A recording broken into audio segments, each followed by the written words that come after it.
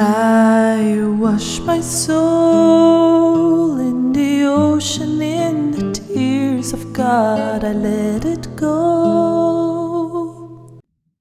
Hello, my friends and truth seekers. This is Lada from astrolada.com, and I wanted to make this presentation, this video, for a very long time, but I think the time is now because of what's happening around the world, and many people have been asking me, there must be something deeper. All those extreme situations that are happening, there must be something deeper. It's not just on the material level. And I want to speak about the spiritual forces behind the evolution of humanity, behind the big events in history and in our personal lives. Because it's not just the material world. It's the material world is just 1% of reality. The other 99% of our reality, of the events in our personal life and historically in human development, are led and are orchestrated by invisible powers. And these invisible powers are not just some natural laws of the universe or the earth, they are entities. They're actual living conscious entities. And I know this will sound very controversial for many of you, but please listen to this presentation or this talk that I'm doing as a fairy tale. You know, I've gathered this information for 20 years, and maybe to some of you it might really antagonize you and make you say, you know, this is bullshit. But stay a bit open, listen to it as a fairy tale, and maybe if there is truth in it, truth sooner or later will grow. Maybe in a few years you'll remember some of the things I said. Maybe immediately it might resonate as truth to you, and it will lead you on a deeper search and investigation, which will be like a door for spiritual growth and for starting an awakening process for some of you. But I want to give you the really deep truth of reality. And a lot of this material, most of this material comes from the high initiate Rudolf Steiner, who was alive 100 years ago and who gave the deep mysteries of occult, of the invisible forces around us. He was an independent, very high level clairvoyant. His previous incarnations were Aristotle in the Greek era, and after that, Thomas Aquinas. He was like a Dominican Christian mystic and philosopher. And his latest incarnation was as Rudolf Steiner, uh, the the the father of Antroposophy. If you're interested to learn more about that, and this is the most extensive research on the invisible worlds, on the hierarchies of entities, on the human evolution. So hopefully this will be interesting to you. And if not, again, listen to it as a story. It might be just like a fairy tale. So, according to Rudolf Steiner and Antroposophy, and according to a lot of esoteric researchers, independent, that have the esoteric researchers, the people that have developed clairvoyant vision. And it's not like they woke up one morning and they have those skills, they develop them over thousands of incarnations and years and lifetimes, uh, hundreds of lifetimes of developing those clairvoyant skills, opening them, so some of them can go to very high levels. They're different clairvoyants. Some can see just to the fourth dimension. Others can see to the fifth, sixth, seventh, ninth. There are many dimensions there. And Rudolf Steiner was one of those few who could see to the highest level. And he was totally independent. He was not a believer. He was not a Christian. He was nothing. And the truths that he discovered, the information that he discovered is mind-blowing. It's staggering. It will put into perspective a lot of world events for you if you think deeply on it. So let's start. So the premise is that we, on the physical level, the only conscious beings on earth on the physical levels are humans. The subconscious ones that don't have awakened consciousness entities are, of course, the animals. After that is plants and minerals. Even minerals have some consciousness, but it's not in the physical, it's in the higher levels, in the higher dimensions. But above us, there are another 9 grades of evolved entities that they completed their human-like stage millions and billions years before us. you know, some people might call them aliens, but they're interdimensional entities. They're entities that they don't need physical. The ones above the human grade, they don't need physical bodies. And there are 9 levels. The first level is angels. They're directly responsible. Each human being has an angel assigned to him. The angels works with plants and animals as well on the physical dimension, but they're most closely connected to people. Like, you know, each person has a guardian angel. Probably you've heard that. And they're just one grade above humans. And of course, according to Antroposophy, humans one day will have the consciousness of angels in a few 100,000 years. Some humans very rarely have already completed that level. It's very rare. Maybe there are 10 around the world at every given life. Oops. Sorry about that. At any given lifetime, that achieve this consciousness of angelic consciousness, and they don't need physical bodies anymore.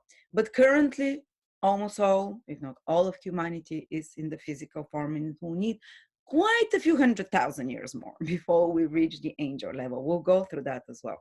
Above angels, it's so-called archangels. They completed their human stage of development, never in physical body though. The angels, archangels, archaian, the 9 levels above, they were never incarnated in physical bodies or on physical planet of any sort.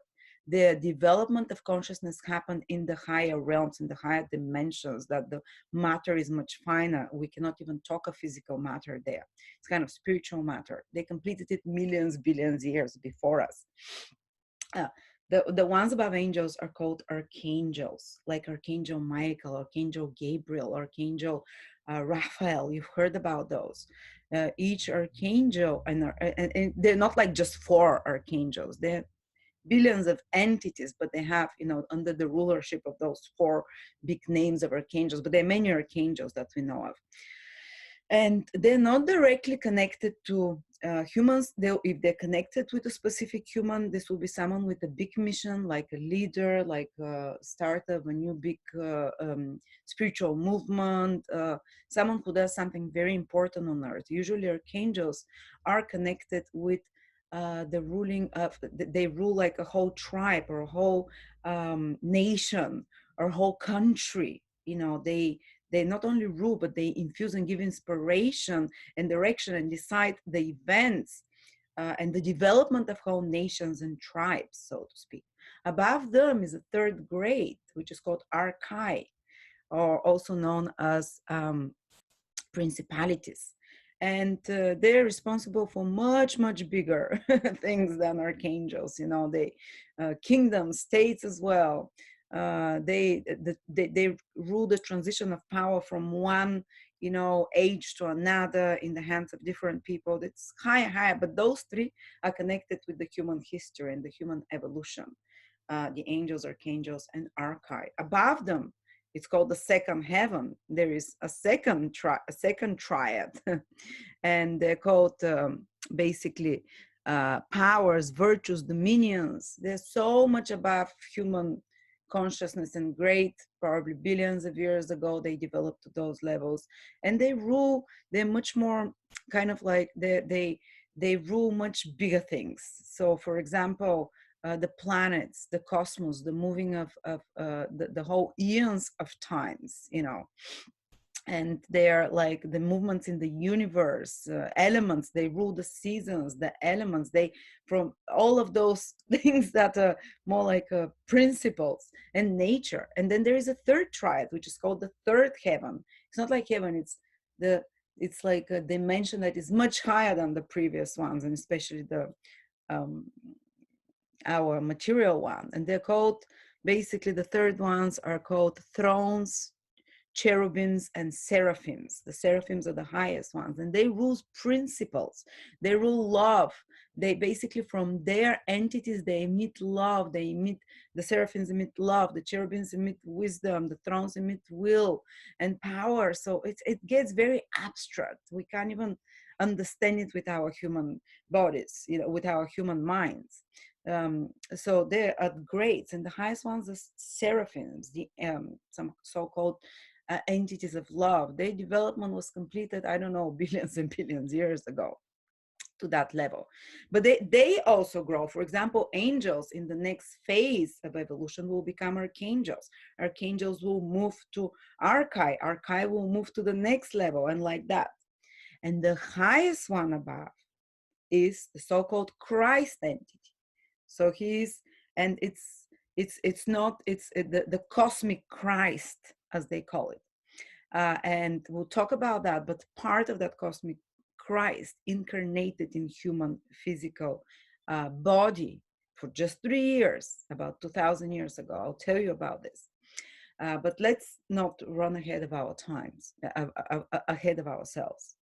So, but just like they're positive, just like the angels a few million years ago, they were in a human stage and they were developing and working through their way. And again, I say they were never in physical bodies like we were. Only humans were the most unique, the only ones from all the entities that are uniquely in physical body in this stage of development.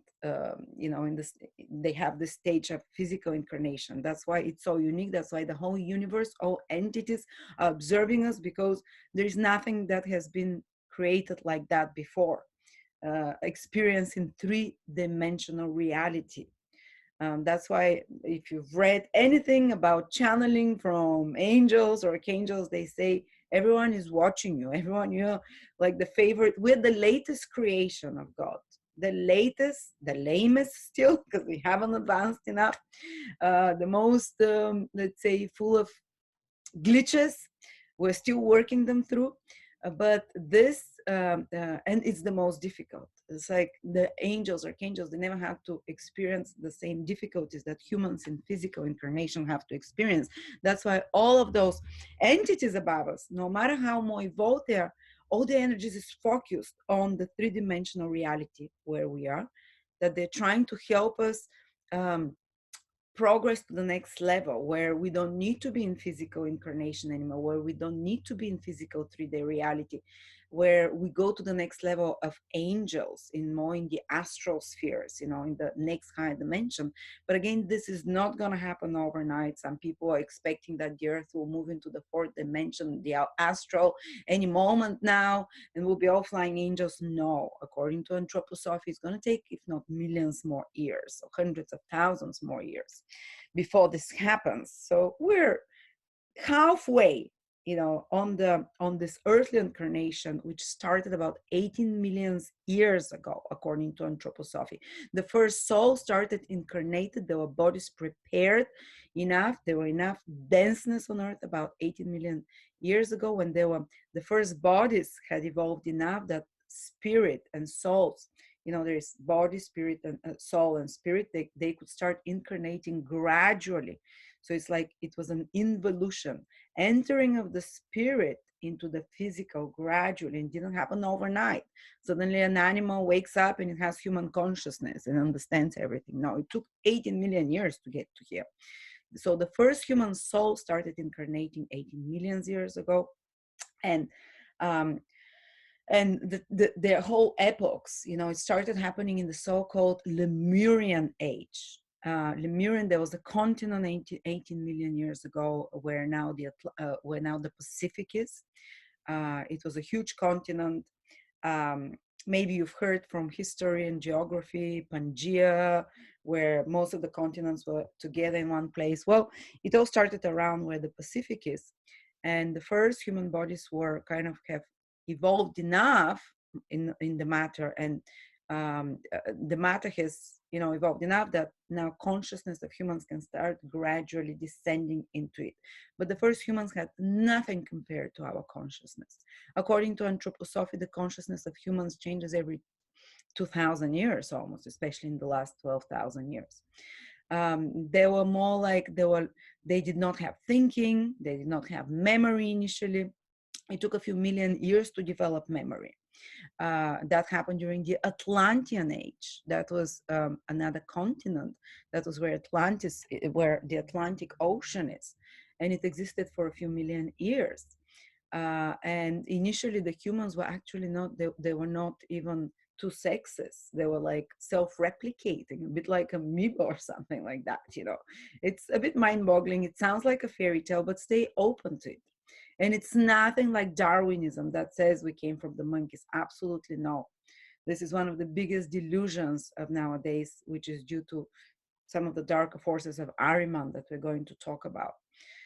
So gradually, for millions of years, the spirit was entering and was densifying the body. Initially, the human bodies and the bodies of entities on Earth, they were not dense. They were the first human beings. Before that, they were Polarian ages. They were the Polarian age and the Hyperborean age, according to esoteric knowledge, which are they were not even physical bodies yet. The spirit and soul incarnating in way less rarefied bodies that were compared almost like to warmth or air, to wind of some sort. Again, it sounds crazy, it sounds unscientific, but stay with it, listen to it as a fairy tale. And only the body started densifying and becoming more, like you can touch it and see it around the Atlantean age, a few 18 million years ago. Then the Lemurian age, and then came the Atlantean age. And after the Atlantean age, it finished about the Atlantean age. It was a few million years, but it finished about 12,000 years ago, finally, when Atlantis fully submerged under the ocean. And since about 10, 12,000 years ago is what we call the post-Atlantean age. They had words for it like and everyone right now that is alive is part of the post-Atlantean age. And basically this is halfway through the evolution. We have another half. We're just basically on the evolutionary scale about, if it's like that, incarnation into physical matter, the most densest was around the Atlantean time, and the post-Atlantean was starting to go up a little bit now.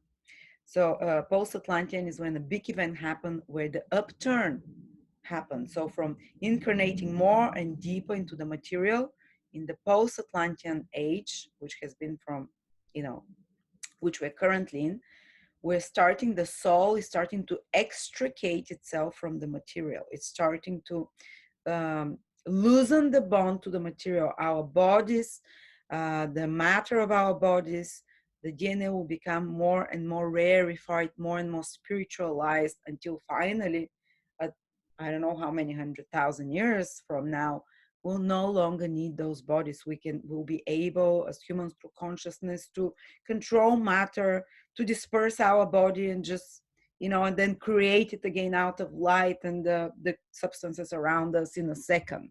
That's very far into human development. Some people can do it. Very rare. You've heard of yogis, so you've heard of masters that can appear and disappear, disintegrate matter, but they're, the natural evolution, everyone eventually will be able to do that. This is the plan for humanity. But currently, very few can do it with very intense training over many lifetimes. But the natural evolution of humanity will take us all to that state where we can be omnipresent. You can be everywhere you want at the same time through the power of consciousness only, where you can create matter, disintegrate matter, where you know everything that you need. You won't have to go to libraries or ask or Google. You just ask a question and you tap into the channels of wisdom of the universe that are basically running through everywhere, like the wireless internet, but it's ultimate, it's truth, there is no fake news there.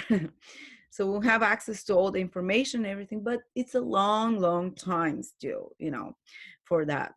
But talking about that, going back to those entities that are above us, that are the, angels, archangels, archai, especially the ones that are so strongly connected with human development. But there were entities, while they were developing to their status of angels or archangels or archai, that could not make it. They could not, just like the stragglers in school, they have to repeat a grade. The same way is with all consciousness development. Some entities could not jump to the next consciousness, like from angels to archangels, or from human-like consciousness to angel consciousness millions or billions years ago, and they were left behind in evolution. They called the stragglers. And those that, but they're higher consciousness than humans, but they're not as high as angels, or they're higher consciousness than angels, but not as high as archangels. So they're in the middle.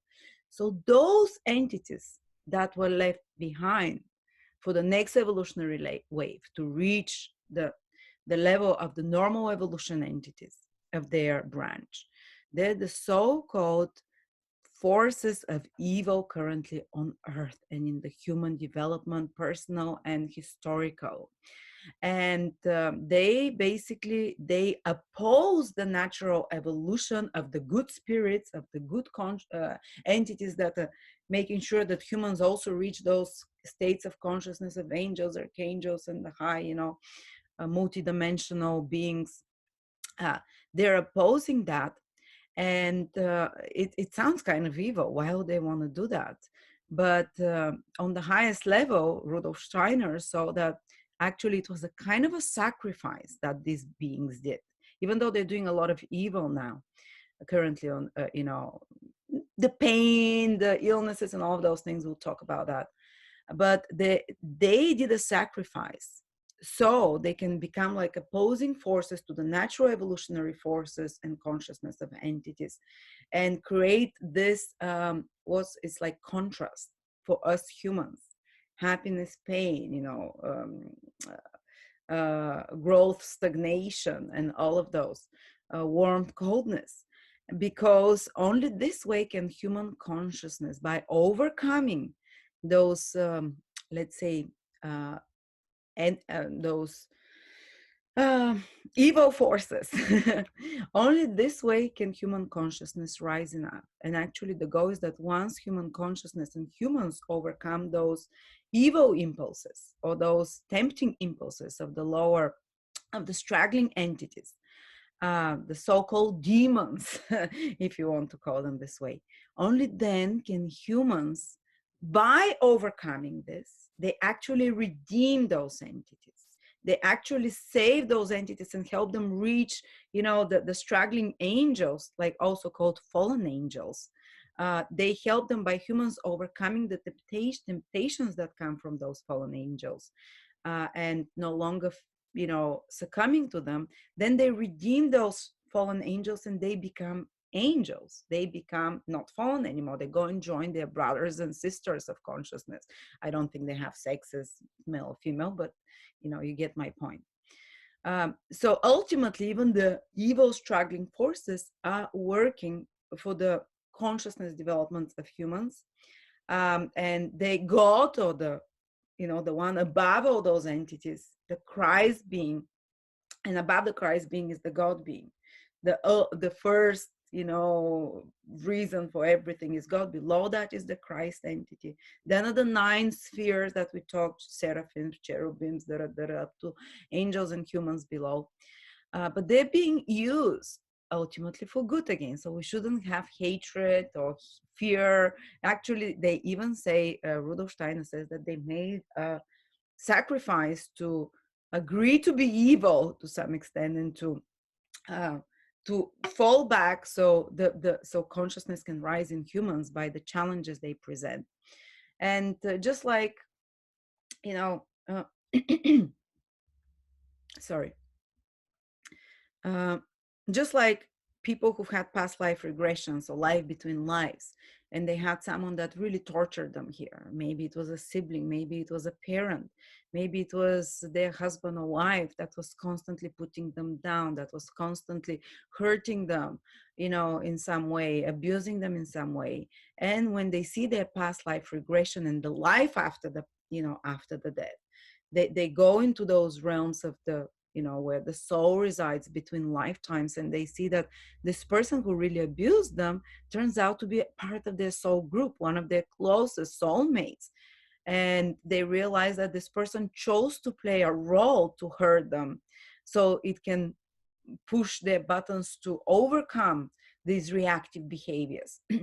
Just like, for example, me and my father, It's kind of like I feel like he has a purpose to criticize me or to put me down sometimes. But I know that on the higher level, actually, he chose to play it, and he plays it for many people, but that he chose this role as an agent provocateur almost, so he can make us grow. So the same way those entities decided to take a step back and to play that role of agent, or God assigned it to them, but they're making a sacrifice. But let's speak more specifically about the names of those entities. Now I want to focus the whole lecture on that. The so-called angels, they're stragglers that didn't manage to reach to the angel level at the same time as the others, were led by Lucifer. They're Luciferic entities. You've heard about Lucifer. I'm sure everyone knows that. The bright one, the most beautiful angel in heaven. And Lucifer, they couldn't develop enough to angels, so as they say, they rebelled, or they rebelled not to, in the sense that they stayed halfway in evolution. So Luciferic beings were allowed to start coming and influencing human entities from around the middle of the Atlantean age, to enter into the astral body, because they don't have physical bodies. Those Luciferic beings, which are stragglers, angels. So they need to use human bodies by influencing the feelings, the astral bodies, where the feelings happens, where the desires happen. And then they get to because the only way for evolution to happen is to, for them currently to reach again to their level, is to interact with humans. It's kind of complex. I don't want to go into that. It's even hard for me to understand somehow. But they were allowed to start influencing the human body. And Lucifer is known also as the tempter. The story of the Bible, Adam and Eve, how they were in paradise. Well, this was the consciousness of humans during the middle of the Atlantean age a few million years ago.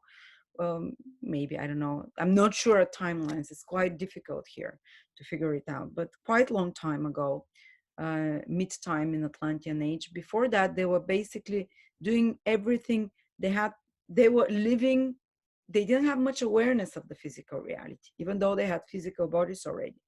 The first entities, the Adam and Eve, they were not two beings. They were, millions around the earth, but they had the consciousness that in the Bible is represented as Adam and Eve, which was very pure, which was very innocent. They would hear God directly speak to them.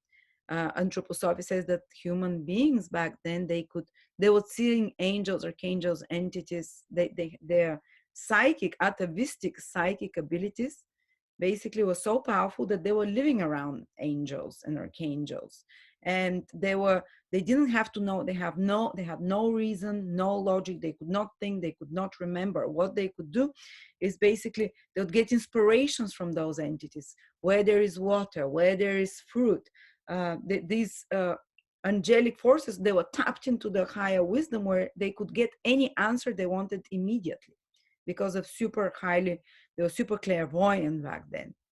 They didn't need to have religions or anything like that, because they were living through those entities. They didn't need churches or anything like that.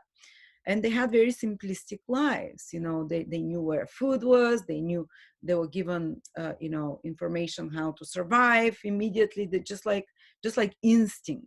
For some, it's close to the instincts that animals have, like where they know where to fly north or south, where to fly to find water, because those entities and the clairvoyant abilities was taking them always to the right place. But they were not independent. They had no free will, even when to propagate, even when to create babies.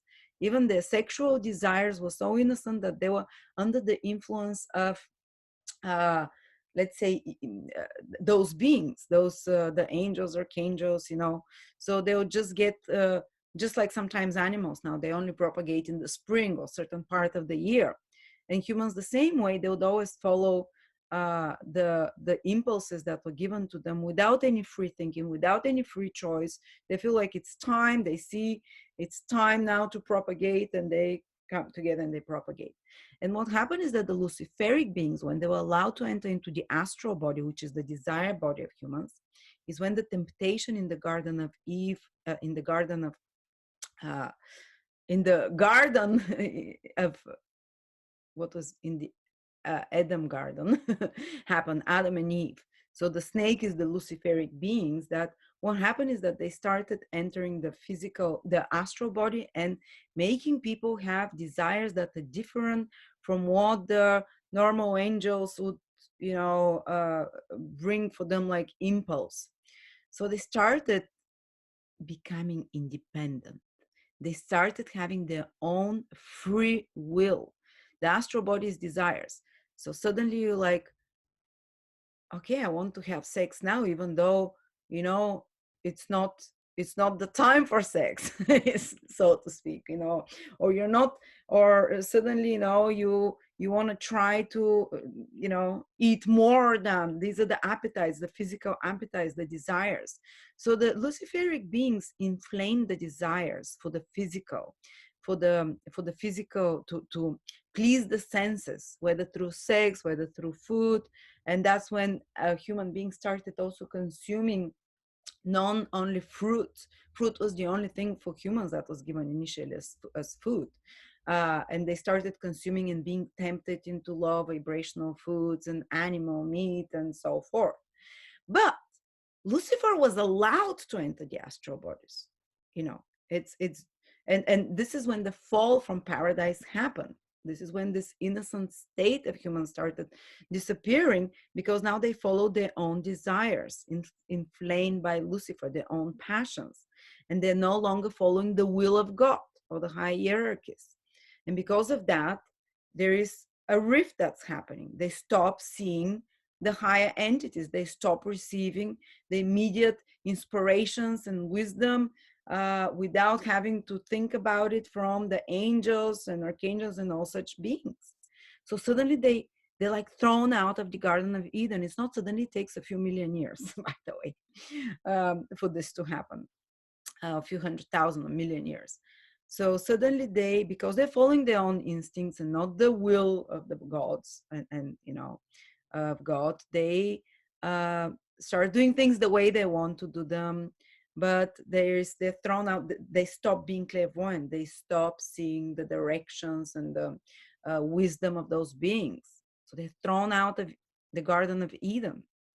Now they feel lonely gradually. Humanity stops seeing those exalted beings, stops remembering that there is higher reality. They're thrown only in the material because through their will. But Luciferic beings freed humans. They made them independent beings. That's why the hierarchies allowed the Luciferic beings to enter into the human bodies, to enter into to influence the humanity, to influence the astral body, because the Luciferic beings gave free will to humans. That's why in many mythologies, the Luciferic beings are represented as as ones that help humans. For example, in ancient Greek, Lucifer was Prometheus. Prometheus gave to the humans the knowledge, the knowledge, the fire, and the gods, of course, stretch him on a cross. But of course, Lucifer has a good role to play to make us independent, to help us to start thinking independently. There was no human thinking before that. Because now when you're disconnected from the entities, the higher angels, archangels that tell you what's, that basically like an instinct lead you to the food and everything that you need for your survival. Now you have to figure it out on your own. How to grow food, how to build houses, how to, and this is what, by Lucifer separating us from the vision of the invisible protective hierarchies and putting us only in physical consciousness, we became independent beings. We started developing thinking. So we have to thank Lucifer for the abilities to think independently, for ability to have logic, for the ability to have free will. And that's why, as I said, those entities, the less developed ones, they're allowed to come so the human consciousness can progress. Without it, we were going to be just innocent souls with no free will, like babies.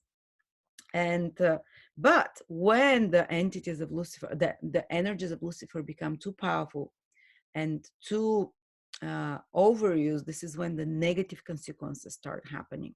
This is when illnesses were presented as well to humanity. Before that, there was no illness. But what is an illness? Say you're over drinking all the time. You're following your passions, your desires. Lucifer incites those. Your free will. I have a free will to drink as much as I want. Well, diseases happen. What happens if you over abuse the sexual power? I have a free will to have sex as much as I want. Again, diseases happen. What happens if, so diseases were given to humanity as a corrective. So humans don't overdo the Luciferian impulses of desire. And every time they overdo them, they'll see consequences. And in the next incarnation, they'll be a bit more careful not to follow their animal passions and instincts without, because they seek repercussions. So that's why often the good gods were represented as bad gods. They gave us illnesses, but they do it so that otherwise, if the human soul was just following all its passions without any repercussions, they'll turn into animalistic, just following your desires, do as you will. And now there is, if you can see it nowadays, Lucifer is still working very strongly in the so-called movements. I will do as I will, do as you will, have as much sex, follow your desires, have as much, eat whatever you want, take whatever your drugs. It's even strongly pushed in the media, strongly pushed in the modern, music, and a lot of singers even sing, I'll do what I will. You see logos everywhere, do as you will. Aleister Crowley was following those impulses. um, do as I will, rather than, so following your passions, your animal passions. But Lucifer is just the first being, and Lucifer had an incarnation in physical body 3,000 years before Christ, somewhere in Asia. And through that's the post-Atlantean age. So you see, entities of a higher than human evolutionary ladder are allowed to incarnate in physical bodies at certain times for specific reasons. Again, the reason is to improve the consciousness, to move the consciousness of humans forward. So about 3,000 years before Christ, so 5,000 years ago, the Luciferic being, there are many Luciferic beings, but we're saying like a representative maybe of the head of Lucifer, the highest, entered into a human, specially prepared human body, high initiate, and taught on earth, and brought this impulse the strongest. The strongest Luciferic impulse was about 5,000 years ago. But the reason was so humans can develop much more refined thinking and logic. And Lucifer brought arts as well. There were paintings on caves before that, but Lucifer was already influencing humans for thousands and hundreds of thousand years before that. But the peak was 5,000 years ago, and its representative peaked in the um, uh, Greco, in the Greco-Roman culture, when there was so much refined and beautiful art, but we're not saying Lucifer was a bad entity when it came. Lucifer, when it came to bring to humans those impulses of art, those impulses of imagination, of creativity. So they started coming more and more into every single person. Before that, only high initiate had these impulses of creativity, of imagination that Lucifer brought for everyone with his physical incarnation. Because after his physical incarnation, when he dies, the astral body of Lucifer merges with the earth and stays here, and it's here, and it's influencing the humans constantly.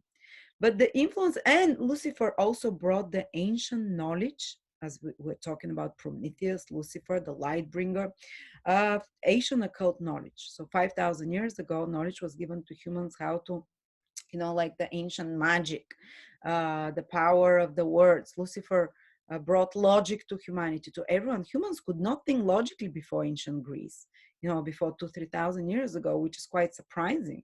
Consciousness is changed. If you could enter the body of someone 2,000-3,000 years ago, your reality and the way you think and the way your consciousness works would be totally different. Don't think science says, oh, human consciousness has been the same for 100,000 years. Not true at all, according to Antroposophy. Every 2,000 years, the human consciousness changes and different qualities are being developed. So and this being Lucifer came 5,000 years ago, but imagine it took him 3,000 years before all, um, and he was, living maybe for 50 or 60 years, whatever. But it took 3,000 years for the impulse of logic and thinking to start entering into every human being. So it takes time, those matters, and you see the peak of it in the Greek and Roman period about 2,000 years ago. And speaking about, and Luciferic entities, they inflame passions, excitement in us. They inflame wanting to escape reality in any sense. Mysticism is Luciferic. They inflame the reality to escape, the desire to escape into nirvana and not be connected in any way with the material. They were strongly present in yogic as well, and Luciferic impulses in Eastern cultures. A lot of the Eastern cultures are very strongly Luciferic because they talk about reaching nirvana and not coming to earth, and such. But the regular human development of consciousness is through continuous incarnations into the physical. So whoever is telling you, oh, meditate so you don't have to incarnate in the next lifetime, this is very Luciferic. But let's leave Lucifer for a little bit. Above the angels, there is the archangels. When the angels were turning into archangels billions of years ago, many of them managed to turn into archangels, but a small group of them could not. And they're called, and they're under the influence of AHRIMAN. So they're fallen archangels, or archangels, stragglers archangels. They haven't reached this level of archangels, but they're above angels. And they're under the influence of AHRIMAN, or as we know him in the West, Satan. So Satan and Lucifer are different consciousness. They're different entities. Luciferic, they brought, as I said, independent thinking to humanity, logical thinking, art as well, imagination, and freedom, free will. But they create a lot of problems because through our free will, when we abuse it, is when we enter into a lot of problems. We put ourselves, when we deviate too much from divine will and do only as we want, and it's not aligned with divine will, all the illnesses and problems follow. Now, Ahriman is a higher being than Lucifer, the so-called Satan. So Lucifer and Satan are not the same. Satan or Ahriman is a bit above. And Ahriman is supposed to incarnate in physical human body. Now, Ahriman, it's like Lucifer was very active till now, but since about 500 years, Ahriman's powers are becoming the Satan's powers, more and more stronger. And Satan has exactly the opposite qualities than Lucifer. So let me give you an example. Ahriman or Satan and the entities connected to Ahriman and Satan, they calcify. They're very materialistic. Their goal is to make human beings think there is nothing spiritual. There is no alternative, or there is no higher realities. Everything, the universe is mechanic. It's a big clock. We're a big fluke of fortune that we happened, that we exist, that life exists. We're bio machines, bio robots. There is no soul. There is no spirit. We're just like computers with intelligence, basically. That is the ultimate goal of Ahriman. Luciferic beings, their goal was the opposite. They wanted to take humanity into fake and into spiritual realms that not part of the ones created by the, let's say, the right spiritual order. They wanted to take humans not to incarnate anymore. So Lucifer's goal was for humans to lose so much interest in the material life, to get so much in their head, in their imagination, in their spirituality, that they stop incarnating, that they lose total interest as well towards human, the material reality, so to speak. And that they in some kind of a nirvana, in some kind of a heaven of indulgence, some astral sphere that Lucifer has prepared. They can create different realities. You know, in the invisible world, you can create your own kingdoms and whatever. But it did not succeed. Lucifer, the goal was that humans would stop incarnating, but this does not succeed because the white forces interfered. So humans continue to incarnate human souls. But the Ahrimanic forces are just the opposite. They want humans to be so materialistic that they don't believe absolutely anything spiritual, that they do not, as I said, everything is you know, the human body is a machine.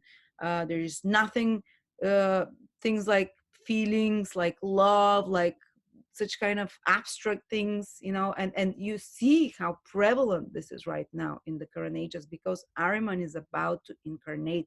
He's very likely incarnated into a physical body already, and this body and this incarnation, uh, very likely in the next 20 years, uh, this person will appear on the stage, on the political world stage, as a very charismatic leader, as a very charismatic personality. And the goal of Ahriman, as I said, the energies of Ahriman are the opposite of Lucifer. Lucifer creates, let me juxtapose both. Lucifer, nowadays, you can see Luciferic manifestations in bigotry, religious fanaticism, in also in certain spiritual movements, like quite a few New Age movements as well, that want to present God. So Lucifer accepts there is God. Lucifer wants you to have fake spirituality, or spirituality that is that presents God in a very different way. Like God is some kind of spiritual laws and rules. It's not in any way, or the Christ, that there's no, you know, a lot of Luciferic knowledge wants to hide the existence of a Christ being, wants to present Christ as a normal teacher who just incarnated, that was a bit more evolved than humans, but it's a human being, you know, while the reality of it that Rudolf Steiner realized is quite different. We'll speak about that. While Ahriman wants the opposite. There is no invisible world. Everything is just mechanical. Science is mechanical. Everything, you know. Everything is materialistic. Lucifer creates states of euphoria, states of even Lucifer's conspiracy theories that go super extreme, a very Luciferic way. It creates a lot of passion and extreme beliefs. While Ahriman is the opposite. Ahriman is totally scientific, is totally no nonsense. Ahriman does not believe in anything, wants humanity not to believe in anything. This is not Ahriman, by the way. I'm just, this is a representation of Ahriman. So, it's a bit complex. I know it is getting complex. But in the middle of those two incarnations of Lucifer 5,000 years ago, and currently, Ahriman is supposed to come at the beginning of the third millennium. We're at the beginning of the third millennium. So it can make human beings totally calcified. So the souls of human beings do not anymore go between two lives into the higher realms, where it gets rejuvenated, where the higher vibrations of the higher realms and God infuses them with love again and sends them back to continue to expand their consciousness on earth. They want to so rigidify the etheric body. Ahrimanic forces, satanic forces also, no, they act on the etheric body. Lucifer acts mostly on the astral body, the feelings, while Ahriman acts on the etheric body, which is it's much more it's much more complex, the etheric body, than the astral one, first of all, and it impacts people on a much deeper level. And the ultimate goal of that is that the etheric body rigidifies so much that humans in between incarnations just reach the etheric realm and then come back. But above the etheric is the astral. It's 3 astral realms, you know, that the higher you go, the more purified the soul becomes and comes back renewed and ready to take on a new life. Even though it might have been abused in past lifetime, it might have received a lot of pain or create a lot of pain, it comes rejuvenated and it's given a new chance by going to the higher realms. But the Ahriman's goal is through creating materialism to such an extent that the soul that the spirit stops believing in those realms. It calcifies, it becomes so rigid that it can no longer move the spirit to the higher realms. So it comes back, incarnates again in a loop from the lower realms, and human beings become earthbound animals without higher impulses, without love, without ability to develop the spiritual occult ability, clairvoyant side, control over matter with the thought through love. And so Lucifer, Ahrimanic forces, they do not want humans to progress spiritually. Ahrimanic forces want humans to become totally materialistic, totally robots, like robots on earth, like robotic animals, clever with consciousness, but without feelings of love, without any warmth. Ahriman is extremely cold. Ahriman does not want any warmth, any love in the heart of humans, any compassion or feeling. And you'll see how this is so powerful in culture and in many people. But in between those two incarnations of Ahriman and Lucifer was another incarnation that is the wide forces, to balance those two and to give a spiritual push for humanity, was the Christ incarnation. And any religions or teachings that try to present Jesus Christ, or the Christ being just like a normal human being, a teacher, it's, according to Antroposophy, is not true. Actually, Rudolf Steiner was not Christian. He didn't believe in Christ at all. When he started investigating, he was in awe and floored that it turned out that the Christ being turned out to be a incarnation of an entity not at all of human evolution. Turned out that he was the highest. Part of the consciousness of Christ entered the body of Jesus. So till the 30th age of Jesus, he was a human being. He was actually, according to his research, the incarnation, the soul and spirit of the soul of Buddha was inside Jesus till the 30th year, and the spirit of Zoroaster. Zoroaster was a high initiate from 6,000 years ago, who in Persia, in ancient Persia, that created the Zoroastrian religion of light. Good versus bad. So till the 30th year, Zoroaster, the spirit of Zoroaster, high initiate of human descent, who's been incarnating but very highly involved, was in the body of Jesus. From the 30th year at the river Jordan, when John the Baptist baptized Christ, the spirit of Zoroaster left consciously the body of Jesus and allowed the spirit of Christ, of the highest being, above the seraphims, above the 9 orders of angels and entities, that is just below the creator himself, God, the most evolved conscious being in the whole universe, that co-created the universe, that created all the visible universe below, is the Christ being. And a particle of this Christ being entered into human body for 3 years, the 3 years during which Jesus Christ made miracles on earth and taught and gave and gave this impulse of Christianity to earth. Oh, he didn't even want it to become a Christianity or a religion, but this impulse. He had to decrease the spirit of Christ, and it's not a he, it's not a she, it's like, had to decrease 17 million times its power in order to enter into the specially prepared body of Jesus that has been prepared for quite a few, like 20 generations before the Bible even says it, or 100 generations. It's been prepared by high initiates, by the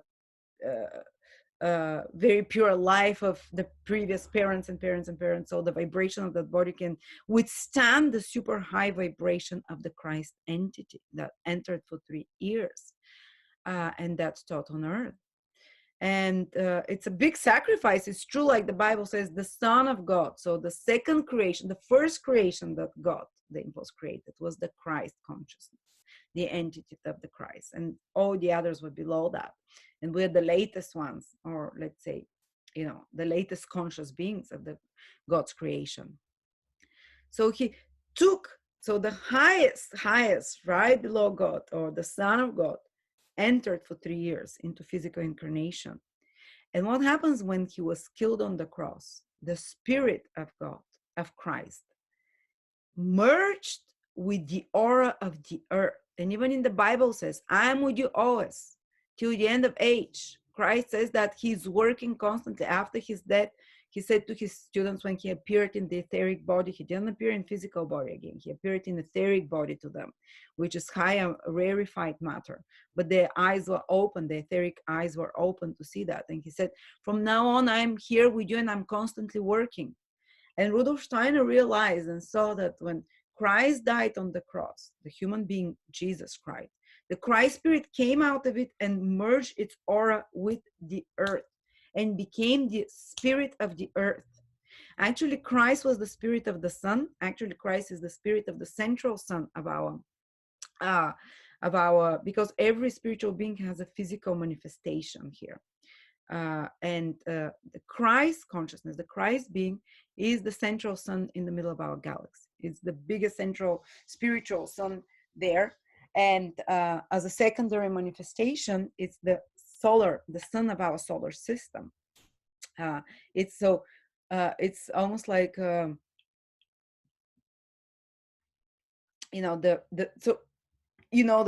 sun in all ancient religions, they knew before the Christ came. If you read ancient Egyptian religions, if you read even Persian and religions before the coming of Christ, all the high initiates were saying a sun being is coming down on earth and will incarnate. They were all preparation for the coming of the sun being, this high entity, the highest entity, Christ. They all knew. A lot of people say, oh, the Christ story is just fake and it's made up, because 24th of December was celebrated as the birthday of Christ. In Mithraism, in all previous religions, in religions like Egyptian religions, they celebrated the son that was born out of a virgin. Yes, because the high initiates of those religions, they knew what is to come. So they created, they knew, and they were expecting this to happen. So they created these religions that described exactly what was happening, what would happen. So all previous religions were given again by the White Brotherhood, and White Brotherhood is not Ku Klux Klan. White Brotherhood is the combination of all those 9 hierarchies that I talked about: angels, archangels, archai, seraphim. So we call them White Brotherhood. There is Black Brotherhood as well, and they're not black people. The Black Brotherhood is the black lodges of those that are equal to the nine hierarchies of the White Brotherhood, but that work in opposition to them, that are stragglers. So there's Black Brotherhoods, the White Brotherhoods of entities. So the White Brotherhoods gave all those ancient religions as a preparation for, and to prepare people to accept the coming of the sun entities. And when the apostles started spreading the religion of Christianity, and it wasn't a religion, it was teaching, it was so quickly accepted by people, in the Mediterranean stuff, because the initiates, the old religions, they were telling them there is a sun entity that will come on earth. It will merge its aura with the earth, and it will gradually, incarnation by incarnation, when the Christ aura is around us, it's currently on earth, and it will be till the end of this earth cycle, until we no longer have to incarnate. It's starting to, every time we come back again on life and incarnate, a little bit more of the Christ spirit incarnates in us, a little bit more of the Christ qualities incarnate in us. It's not going to be overnight that you wake up and you become Christ. It's going to be gradually over, basically. For some, there might be hundreds of lifetimes ahead. For some, they can start basically already. And how do you know when Christ consciousness and the Christ spirit is incarnating more and more in you? Well, you feel compassion, you feel kindness, you want to help others, you feel strong love, you feel inner peace, you cannot tolerate the suffering of others. There is kindness about you. You forgive others, you don't hold grudges. This is how you know that gradually Christ consciousness, and 2000 years, the Christ being and Christ consciousness has enveloped the earth, has merged his aura with the earth aura. It's now the earth astral body, is the Christ body. But you see, it takes thousands of years. It's gradual process, just like evolution takes so gradually. It takes like forever, little by little by little. And the purpose is not, and there is, in the Bible, it talks about the second coming of Christ. And a lot of churches nowadays, they interpret it like Christ will come again in physical body, but that was never the intention. Christ, this entity, came in physical body just once in the evolution of humanity. And that happened right in the middle.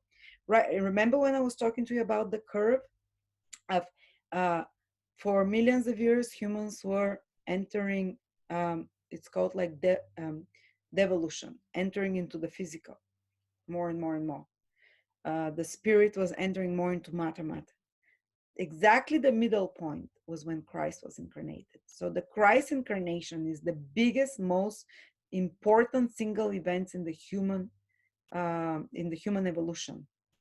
Because from the moment Christ was incarnated, the moment the Christ entity, aura, merged with the earth and became the aura of the spirit of the earth, it started raising the vibrations of the earth and the vibrations of the entities on the earth.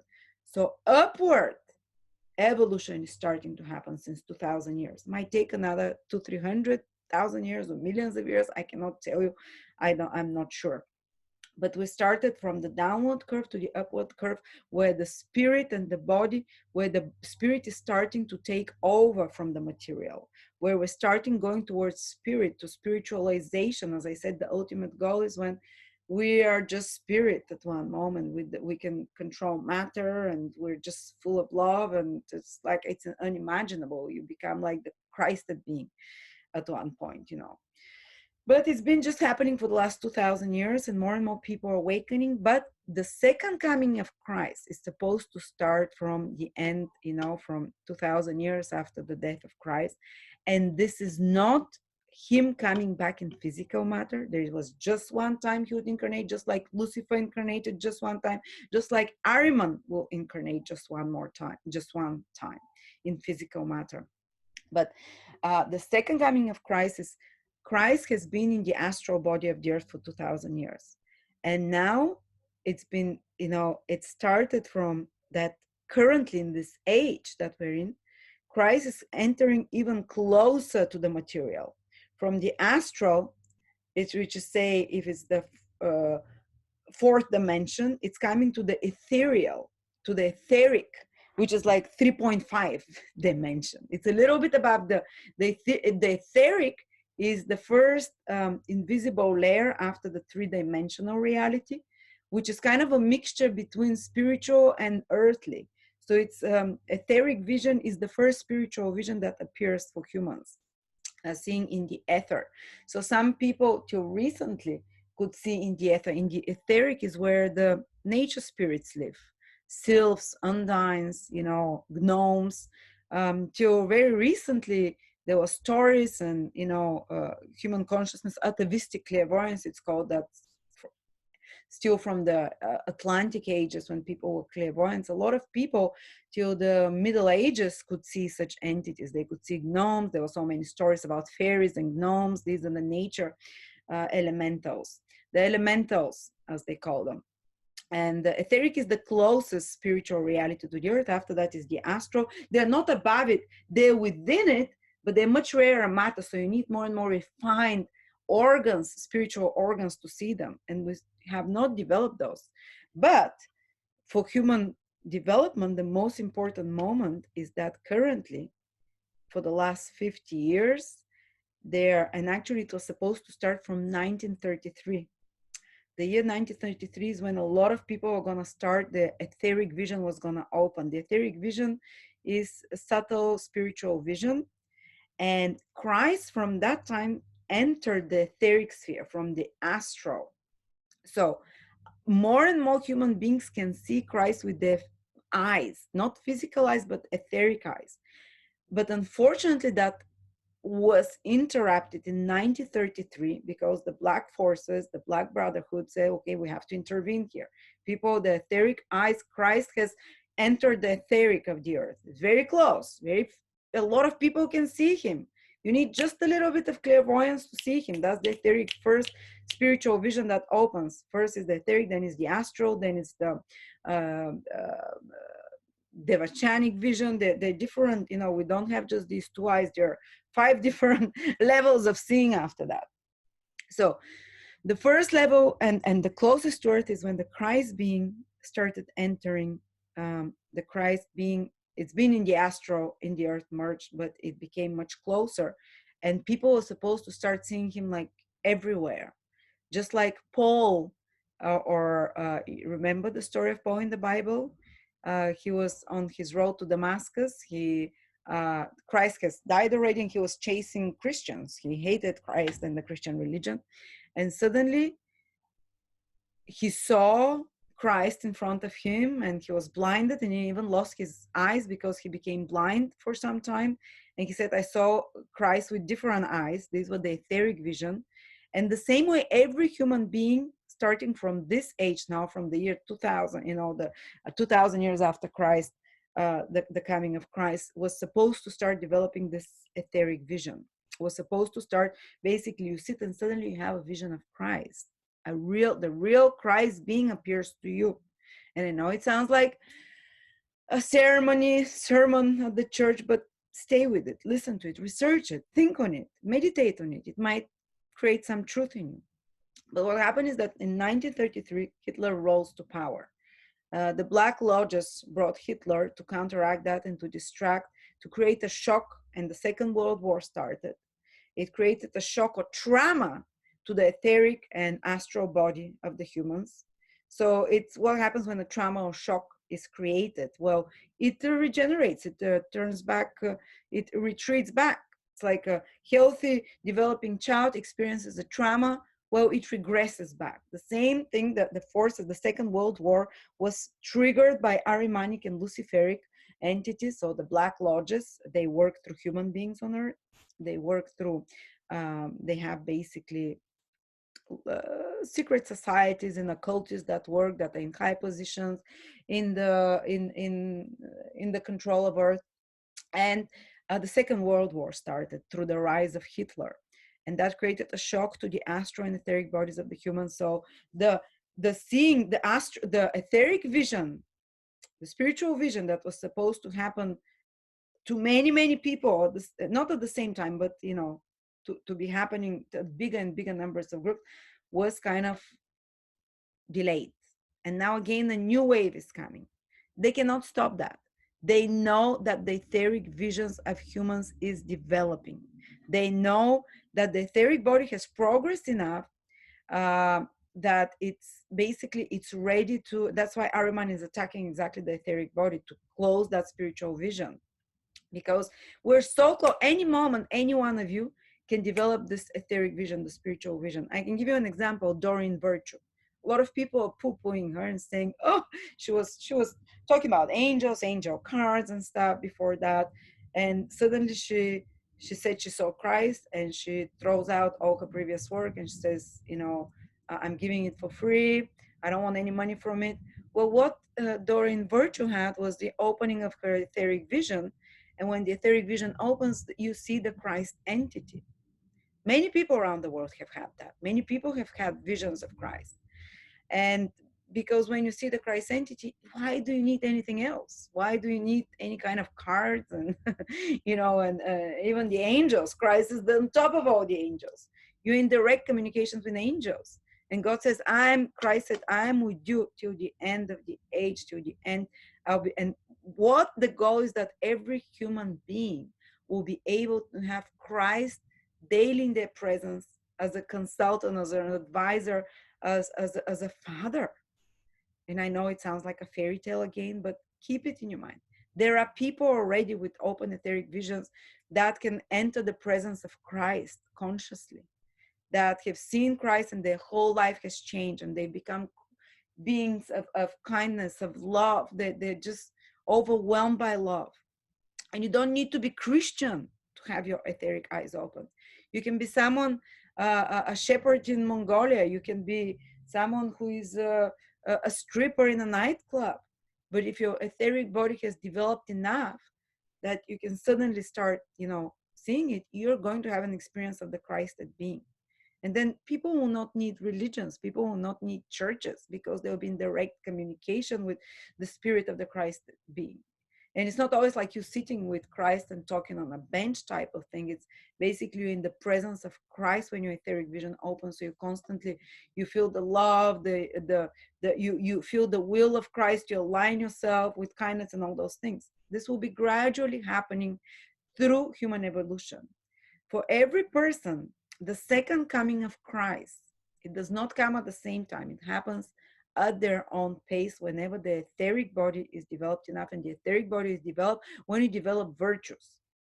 You know, when you naturally try not to lie, when you try to be as honest, when you try to be naturally, when you're pushing yourself to do good, when you have deeper conscience and you examine what you did wrong and try to correct it. So you don't need to be Christian and go to church to have your etheric body develop. The etheric body develops by being a good, kind person, by examining your mistakes and trying to, and etheric body is connected with the memory as well, by looking back. And I think that a lot of actually people that go to counseling, to looking back at their lives and thinking what they did right and wrong and how to correct it, how to see it from a higher perspective, they're doing work on awakening the etheric body. I think a lot of the kind of those re-examining the past, they're exercises to opening the etheric body. Rudolf Steiner has given them. At the end of the night, look at all the events you did during the day, see where you could have done better, how you can do it next time better. Examine them in a backwards, start from the latest events till the first of the day. There are other ways to develop the etheric bodies by looking at a grain of a plant, a seed of a plant, and looking at it and meditating on it, but thinking about it, that a flower will grow. And you know that I don't want to give you these exercises. They're very simple, very easy exercises. They just have to be done daily. And then you start seeing auras. Then you start seeing auras, and that's the awakening of the, you're going to see like a flame around the seed. And you can start seeing it then around people. You start first with the most lowest consciousness, like a seed, and then you carry on to higher consciousness entities. And then once you develop the etheric vision, you'll have experience of the Christed being that is around here. But this is what AHRIMAN wants to stop. This is what AHRIMAN is horrified. All the representative of AHRIMANIC forces, they're satanic forces. They're horrified by that. Because AHRIMAN ultimately wants to rule the world, to be the prince of this world, not like the Christed being is supposed to be, which wants to lead humanity to love each other, to loving brotherhood, to freedom. The Christed being goal is all human beings to have ultimate freedom, autonomous freedom, where they align their willpower with divine power, but by their own will. Not because they have no choice, because they choose to align their willpower to divine power and to become omnipresent, omni-knowing, omnipotent, and you know, all those powerful qualities. And they happen through love, through developing those virtues. But AHRIMAN says, no, I want to be controlling this world, and I'm going to use humans that are incarnated on earth, and I'm going to incarnate into them. Take possession. So they have special rituals. You've probably heard of satanic rituals. They're Ahrimanic rituals of secret societies where they do specific rituals that often involve sexual acts and sacrifice of living beings. The highest one is of children, the low ones with animals, but this way they allow Ahrimanic entities to enter into them and work through them. And of course, Ahriman rules power, material success. So these people are given a lot of material success. Ahriman rules everything material. So Ahrimans they give them a lot of power in the world to these people, lots of money, a lot of intelligence. Ahriman is it's so intelligent being. The incarnation of Ahriman, or people that are strongly influenced by Ahriman, that Ahriman and the satanic forces work through, they're always highly intelligent. They might be scientists. I'm not saying all scientists are, but they might be scientists. They might be silver-tongued politicians. They will kill you with their logic. You can, if you start arguing with them, their logic is impeccable. They'll make you doubt. They'll tell you, you'd look at the color white and they'll convince you it's the color black. The impeccable intelligence. Ahriman works through the brain, through the mind, makes very rational, very logical. Uh, and it works through very sophisticated people. It doesn't take stupid people. It doesn't take aggressive people of any sort. Ahriman works with refined, intelligent, like a snake, you know. While the Christ principle works through people that are very hearty. You'll notice that the Christ principle is working through very hearty people. They're not necessarily super refined intellectually. They're not the best. Some might, but the most logical, they have heart. They're like imagine a snake and a lion. Ahriman works through snake-like qualities, cunningness, cleverness, waiting, you know, very intelligent, can convince you, eat the apple, you get knowledge, you know, do this, I'll give you some power, you know. So they're silver time. The powers, the Christ the powers of Christ, and they also work through Archangel Michael, are the ones that, imagine a line full of hearty person, people that are, imagine Harry Potter and Voldemort. That is, this is the Ahriman and the Christ energy against each other, or Ahriman and the Archangel Michael energies, the Satanic and the Christ energies. Voldemort is Ahriman. Harry Potter kind of might be even klutzy, might be not the most sophisticated, but courageous. They're Christed beings. They are very courageous. They're full of love. They want to do to liberate, to free others, to help others. You know, you'll notice them. You feel it, you know. And Ahriman, with his incarnation, the biggest thing he's afraid of is that people will be onto him, that people will recognize that he's not working for the good of humanity, that he has a different agenda. The biggest power of the satanic forces is that people don't believe in them. How many new age belief systems are there that say there is no demons, there is no evil powers, everything is good, everything is love, God is some kind of a abstract image floating, it's not even an image, some abstract power. While Antroposophy is telling us that Christ is very personal, that God is very personal. He speaks with personal words in the heart.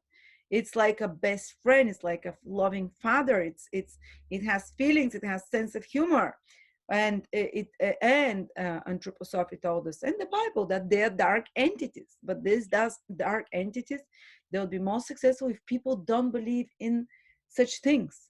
That's why Ahriman has been preparing the whole earth for his incarnation for the last 400 or 500 years, especially with the scientific revolution, which is great that we're having scientific revolution. Ahriman was allowed to take over from a few hundred years ago, to be very closely to be really putting in Ahrimanic forces, satanic forces. But the scientific revolution is great for us. You know, we live so much better, so much easier through the scientific revolution. But it also brought to humanity the lack of faith. It brought the conception that everything is mechanical, that we are some fluke, that we were created by, you know, by random forces of the universe. There is no consciousness behind that. And most of human beings believe that there's no point in life, that you live and you die. You're just an animal with intelligence that procreates and you die, and there's nothing after that. These are the perfect conditions for Ahriman to incarnate in physical body, because and this is the perfect conditions to calcify the etheric body, because the etheric body gets developed by also having faith, by having faith and knowing that, and believing in higher end realities. If you don't believe in something, you cannot see it. You know, you cannot awaken it.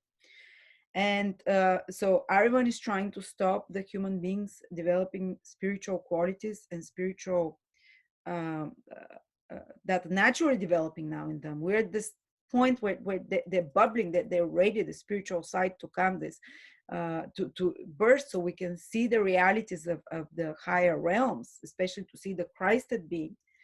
And this is what Ahrimanic beings and every representative on earth for him. He has representatives in every political party. Don't think satanic entities work only through Democrats or only through liberals or only through Republicans. No, they have representative in every sphere uh, of different areas of life and political power. A lot of them unconscious. A lot of the people that are serving the Ahrimanic plan are not at all conscious they're doing it. But the ones at the highest level, the high initiates, the big occultists, how you have no idea how many people in high powers currently, in high political positions and material financial positions, they're actually occultists. They connect consciously with the entities of Ahriman, with the Luciferic entities as well. Lucifer and Ahriman always work against Christ. Christ is in the middle. But both Lucifer and Ahriman, I keep saying, they have good purpose in the evolutionary uh, evolutionary development of humanity. Luciferic powers brought us art, brought us passion, excitement, brought us the ancient spiritual knowledge of pantheism as well, the ancient occultism. While Ahrimanic forces brought us science, rational thinking, um, to be very facts, to be very present in the facts of the material world, to understand the material world, to have control over the material world. So it was necessary that we receive both the Lucifer forces that bring willpower and free will to us, and the Ahrimanic forces that bring rational thinking and logical, very logical thinking to us. But when you just take one or the other to the extreme, like currently the Ahrimanic forces are taken to the extreme, this is when it becomes evil. This is when it starts basically blocking the soul from growing. So let me give you a few examples of how Ahriman is manifesting currently in the modern age. So I've prepared a few notes here, so I'll read. It manifests in antagonistic nationalistic nationalism based on ethnicity, based on on what nationality it is. So this is basically kind of racism, I would call it, or nationalistic, because Ahriman rules by dividing. Of course, Christ is the opposite. Christ is in the middle. It rules by unifying. Ahriman, and by the way, just wanted to tell you, Ahriman is here, Lucifer is here, Christ is in the middle. The middle road is where we always have to teeter-totter between both. Ahriman, Lucifer has a lot of the qualities of Mars: passionate, impulsive, uh, warlike, rebellious. Luciferic forces currently are happening right now in the States. All rebellions and riots are Luciferic in nature, what inflames the passions. Usually when either Ahriman's forces, and before that was Ahriman was very strongly. The forces of Ahriman, the previous 2 months during the lockdown, Ahriman wants, it's like Saturn. If you know astrology a little bit, Ahriman forces are represented often through Saturn gone to the extreme, which is control, rules, regulations, no freedom, slavery, do as you're told. While Lucifer is the opposite. I'll do as I want.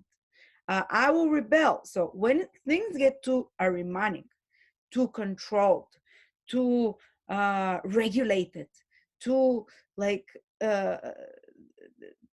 you know too stagnant, too rigid, like it was during the lockdown, always you cannot just spend on one side, the what's that called, uh, you always, there is an immediate reaction, and Lucifer starts taking over because they're on a seesaw, both Lucifer and Ahriman. And Lucifer reaction is what? War, rebellion. So now currently we're seeing Lucifer in action. During the lockdown, we're seeing Ahriman in action, draconic measures of control from the government, repression, shaming people of each other, fear. Ahriman works through fear. You all die. Oh, stay close, whatever. I'm not saying it wasn't real, the virus. Maybe it was, but it became too much Ahrimanic, a fear of isolation. Ahriman energies isolate, the satanic energy isolate, divide, don't be close, don't feel closeness to other human beings, while the opposite is Lucifer. But that's the opposite, is like the extreme now: rioting, looting, extreme bigotry, extreme conspiracy theories, kind of almost hallucinations. Some of them, they're the kind of crazy stuff I read. I mean, seriously. And but I respect conspiracy theories. I'm a conspiracy theorist. Anyone who is an occultist is a conspiracy theorist, because everyone who does not believe in the reality of angels and demons, they would call them your conspiracy theorists. Anyway, so you see that always both forces of Ahriman and Lucifer are always playing in life, and we need them. You know, the good side of Ahriman is science, it's rational, it's logical, it's restraint, it's self-control. The good side of Ahriman is inspiration, is artistic euphoria, is passion, is revolution, is progressiveness, moving to new territories. That's why Lucifer is known as the light bringer. But when it becomes either too Luciferic or too Ahrimanic, we're out of balance. And where is the balance? Christ was incarnated in the middle of them, basically telling them like that, giving them the middle finger and saying, I'm going to regulate you now. So you're not going to take over humanity's consciousness, so they can continue to develop in a balanced way. So Christ is the middle ground between, and Christ, even in the physical body. Ahriman works through the higher chakras most. Lucifer through the lower, the passions, Ahriman through the higher, thinking, rationalization, too much in your head, rationalizing, you know. The third, but the middle chakra between the seven chakra is the heart chakra. There are three upper chakras above the heart and three lower chakras above the heart chakra. And the middle chakra is through the middle center again, through which the Christ energy works. The Christ consciousness works through the heart chakra. Through what is the heart chakra? Through love. And it will balance the mind and the passions, the higher and the lower chakras, the mind and the stomach, or whatever. So always Christ is here through the heart. That's why they always paint Christ with the, you know, Christ is working currently. It's so close to the material. It's part of the etheric. It's in the astral body of the earth. And people, and the etheric consciousness opens through love. The etheric vision opens through kindness, through virtue, through compassion. It all passes through the heart chakra, through love. So to develop this etheric consciousness and start actively having the Christ energy and the Christ being incarnate more and more into you, and seeing the Christ being, this chakra, love, connection, unifying. Ahriman wants the opposite: social distancing, 6 feet, or don't talk with people, don't see people, just talk to them over the internet. Don't have, you cannot have the same connection.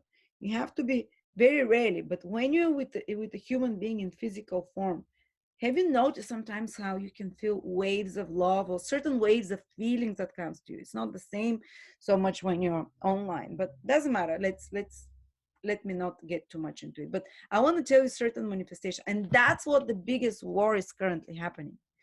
The human consciousness is awakening. The Ahrimanic forces do not want that. They want human consciousness the human to stay at the present level of consciousness, not to reach the consciousness level of love, of unification, to continue to develop its spiritual abilities, to stay very materialistic, not believing into invisible worlds, not believing into the Christ energy, to become all robotic, everything to become mechanized. Everything Ahrimanic is artificial. Artificial materials. One thing, it's very simple. Artificial materials, I think that is artificial materials. So if you want to be more away from Ahrimanic forces, don't wear cotton, wear linen. Artificial foods, anything that all these things can rigidify the etheric body through which you awaken your spiritual abilities. Even wearing artificial like nylons and stuff, living in artificial buildings and artificial, you know, kind of materials, not being in touch with nature, you know, not being in touch with the God created materials. Ahriman gave us science, so it's fantastic. It's helping us for all. But when you're in a bubble of plastic, you really disconnect your etheric vision from wakening up, or your spiritual abilities. Or when you wear only materials that are artificial, when you eat artificial foods, they calcify again the pineal gland through which the etheric vision comes, the vision of the spiritual worlds. Foods like preservatives, additives, everything they're spraying, DDT or Roundups and all those things, they're specifically modified through inspiration through Ahriman. Maybe the scientists who discovered it didn't know they're doing that. They said, oh, this kills weeds. Oh, fantastic. But this is Ahrimanic entities gave this inspiration for those chemicals by, I don't know, inspiration. It's not like the demon comes to you and says, your scientists now create this poisonous chemical that will slow spiritual development. No, they just, they just, spiritual entities act by inspirations, by dreams, by thoughts that you think are yours. So Ahriman has been super active for the last few hundred years, preparing the earth for his incarnation, so he's accepted, so he's not recognized for what it is. The only thing, and so science has been advancing, but unfortunately has been used for negative Ahrimanic forces to make us more disconnected from love, from reality, from the natural order of things, to calcify the pineal gland, to calcify through which we awaken the etheric, the spiritual vision, so we cannot witness Christ, the Christ entity, and merge with the Christ entity of love. So artificial foods, artificial, materials, artificial environments of any sorts. The internet is Ahrimanic in nature. But again, as we said, Ahrimanic and Luciferic forces can be used for great advantage. They were allowed by the higher, they were allowed to us by God, or the White Brotherhood. So they're necessary for human development. We need to develop scientific knowledge now. We need to have knowledge of the universe and all those things. But taken to an extreme, they will do the opposite. They will stagnate the progress of humans. If taken in the right measures, they help the progress of humanity. So let me tell you a few other manifestations of Ahriman. So one was, remember, chauvinism and racism, the division. Oh, those lodges, those dark lodges making their rituals, that they look at when they're seeing now racism, people fighting for racial issues, black versus white, they're fantastic. People are divided by religious belief. People are divided by, nationalistic beliefs, or immigrants versus people who are natives. Oh, I'm native Bulgarian. Everyone that comes, they're like lower than me to Bulgaria, whatever. Just giving you an example. These are Ahrimanic manifestations. So how do you counteract if you don't want the Ahrimanic? If you want to awaken your spiritual vision, to have spiritual development, you stop subscribing to racism, to nationalism. You stop subscribing to this nation is better than this one, these people are better than this one, or this color, or whatever, more virtuous or not. The other manifestation of Ahriman, dogmatic party politics, which create hatred and bitterness, and refusal to see the other point of view, the point of the other political group of view. So Ahriman is working through both Democrats, through both Republicans, or right and left, both extremes. When a person is like, I've always been a liberal, I've always been a labor, or whatever party. So every time you see a point of view from the other political party, you totally denounce it, even though there might be some logic. Each party can give some very good, balance. As I said, always the balance and the truth is in the middle, where the Christ energy is between the Luciferic and Ahrimanic. Many parties are either Luciferic or Ahrimanic, the ones that want to liberate all, for example, to liberate all markets, they're very Luciferic. The ones that want total control, they are very conservative, they are Ahrimanic. The ones that are too progressive and very scientific ahead, they're Luciferic. Sorry, it's like they are like uh, okay, I don't want to go into that. It gets too much, but extreme political views. You never, it creates bitterness, and I've never seen so much bitterness and people hating each other as now. Are you for Trump? Are you against Trump? Are you liberal? Are you Democrat? Or are you Republican? I don't even know what the parties are, Republican and Democrats. Oh, this is when the Black Lodges again, they're like perfect. This is what rigidifies the etheric body. This is what blocks your spiritual vision and spiritual progress. starting to fight over dogmatic political parties. You know, they in both parties they're representatives of the Christ forces or the Archangel Michael forces and of the Ahrimanic forces. In both the people, just learn to recognize who are the bringers of truth, who are the workers with the white brotherhood rather than with the black lodges. They are in every area of life. It's not unfair. Everywhere there is representative of the Christ and a representative of, and I'm not talking the Christ religion like in the Christian religion. I'm talking as I explained to you now. Then another representation of Ahriman is all cultural life, for example, medicine, education, research, uh, law, serve political and economic powers. This is very Ahrimanic. Everything is for money. Everything they serve the creation. So education, everything currently rules the education, the medical fields. They serve the interests of corporations and people in power, you know, and that's very Ahrimanic.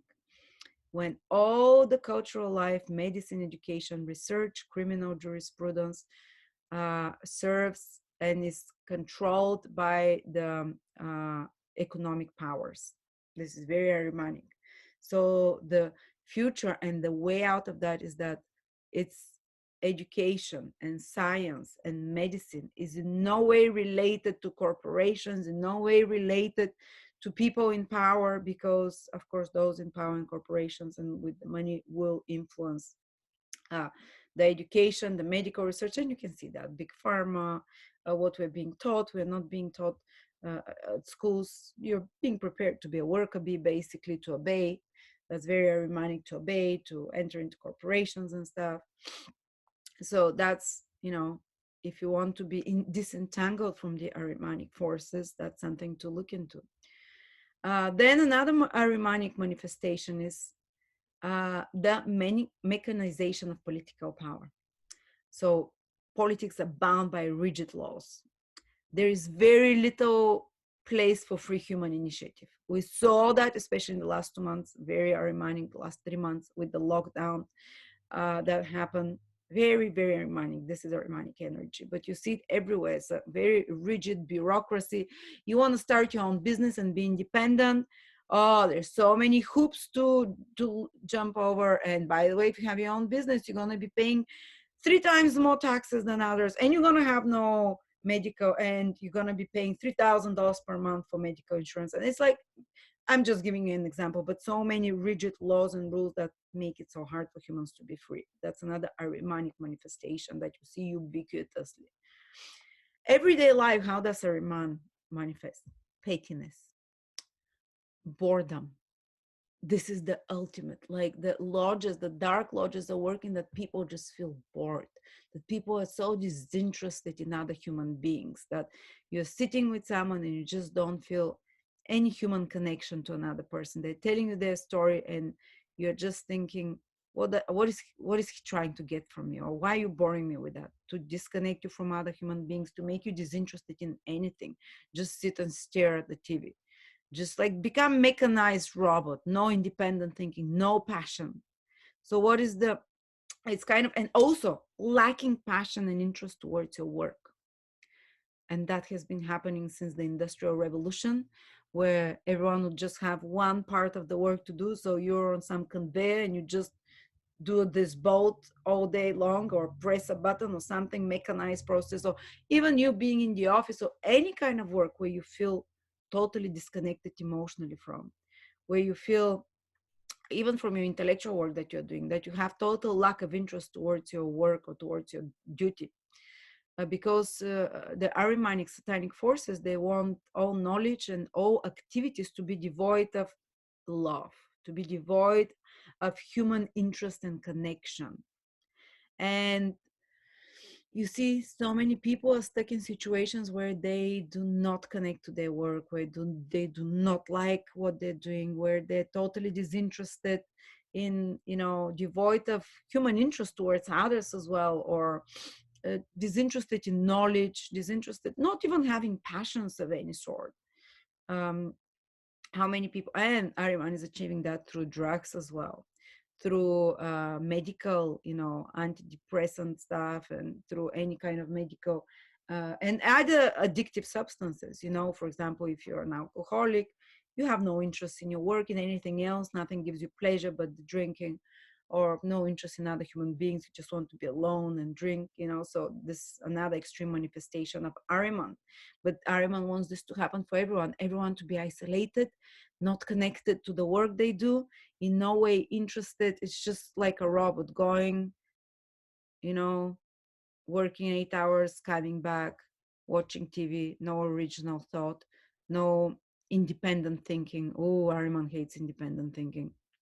And it's going in that direction. What is the antidote? Find things you're passionate about. Even if you cannot currently quit a job that you have no human interest in, find something that brings you so much passion. One day you'll turn it into your career. Don't worry.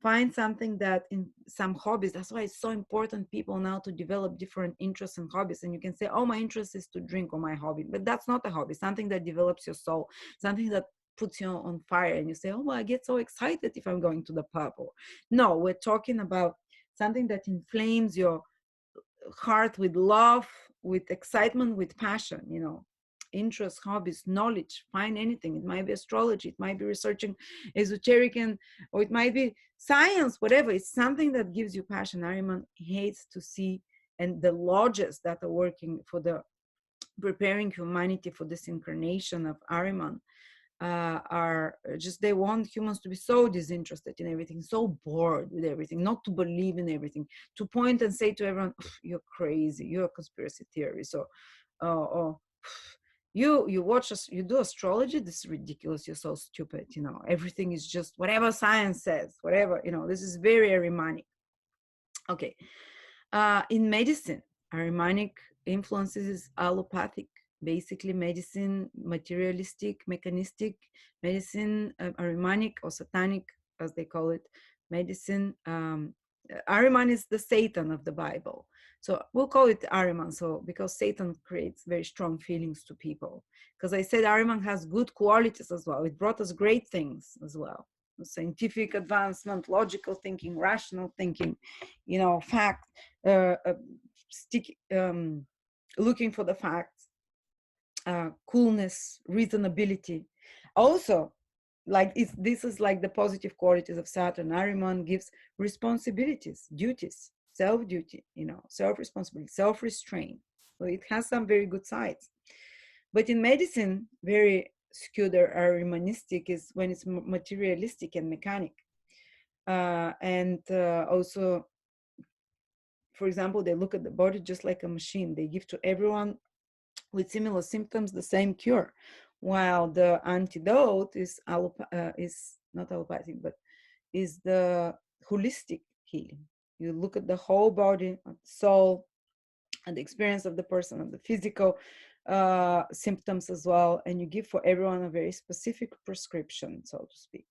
It's holistic healing of the whole rather than the elements. Ahriman wants to divide into pieces, to segregate. And Ahriman's influence on the sciences is also to segregate each science. Like one is a molecular biologist, the other one is molecular biologist just of amoeba, the other one is a molecular biologist just of some other entity. That they want to really segregate science into sections that it feels like they're not connected, so you don't have the fullness of the knowledge, the whole image of the knowledge.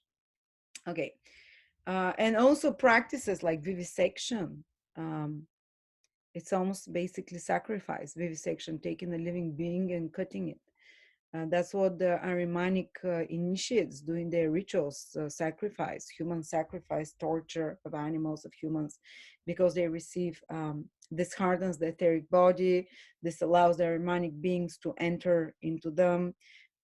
Don't think that those satanic rituals that are happening, they're doing it because they get a kick out of killing people. They're doing it with very specific purpose, with very specific, their occult knowledge. When you torture someone and you kill them in the process of their soul leaving, high initiates can gather a lot of power, and they can gather a lot of forbidden knowledge. knowledge that is not yet supposed to be given to humanity, which gives them power as well. That's why during ritual sacrifices and such, there is always a high priest there uh, who directs this whole thing. So they're not doing it just for kicks and giggles and because they enjoy killing kids or animals or whatever. They're doing it with very specific way, because also when this happens, the etheric body rigidifies even more. And they're spraying it around the world, the etheric body of other humans, to rigidify through these rituals. So, it's too complex. I don't want to go to there. Okay, but then in social science, blind acceptance of statistic, this is AHRIMAN, and the belief that the satisfaction of economic needs by itself will secure human welfare. Just like they say, oh, if the economy is well, human welfare. No. How many people that are wealthy, they're so depressed, they're unhappy, they're falling apart. It's the AHRIMAN is trying to subjugate and everything to the material gain. This is very AHRIMANic. You need your humanity inside. This is the Christian perspective. This is the Christ being perspective. Everything has intrinsic value, but while AHRIMAN says everything has to serve the economy or uh, uh, the power of the dollar, you know.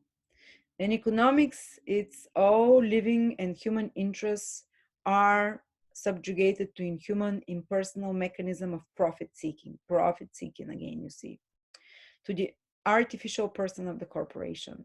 So especially in the Western world, this is huge. Corporations, you know, your human needs and interests are dehumanized just for the purpose of profit seeking. So you see,